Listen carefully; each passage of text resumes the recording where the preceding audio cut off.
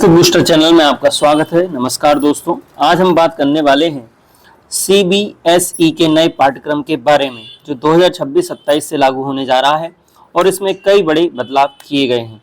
सबसे पहले बात करें लैंग्वेज सिस्टम की।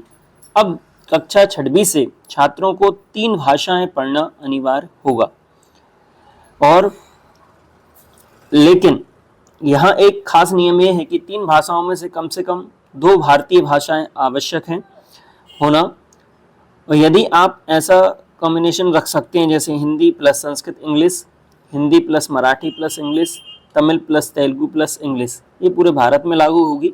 तो आप जिस भी लैंग्वेज से क्षेत्र के हैं वो लैंग्वेज में चूज कर सकते हैं। इसका उद्देश्य है कि विद्यार्थी अपनी मातृभाषा और भारतीय संस्कृति से जुड़े रहें।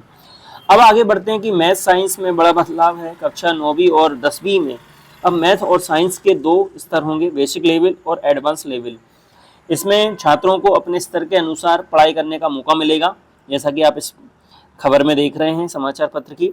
और अब बात करते हैं इन विषयों की। सीबीएसई ने अब आर्टिफिशियल इंटेलिजेंस एआई और जो आधुनिक विषय भी जोड़ दिए गए हैं, यानी अब पढ़ाई सिर्फ किताबों तक सीमित नहीं रहेगी बल्कि टेक्नोलॉजी और स्किल पर भी फोकस होगा। और सबसे ज़रूरी बात, 2029 से 10वीं की बोर्ड परीक्षा में इन विषयों पर पेपर भी शामिल होगा। तो आने वाले समय में एआई और टेक्नोलॉजी के माध्यम से आपको पेपर भी देना होगा। तो अब आते हैं एक्टिविटीज़ पर कि 9वीं और 10वीं के लिए अब कला शिक्षा, आर्ट एजुकेशन, व्यावसायिक शिक्षा, वोकेशनल एजुकेशन, शारीरिक शिक्षा, फिजिकल एजुकेशन भी अनिवार्य कर दी गई है और मूल्यांकन भी बदला गया है। अब सिर्फ लिखित परीक्षा ही नहीं बल्कि इंटरनल असाइनमेंट और प्रैक्टिकल पर भी ध्यान दिया जाएगा।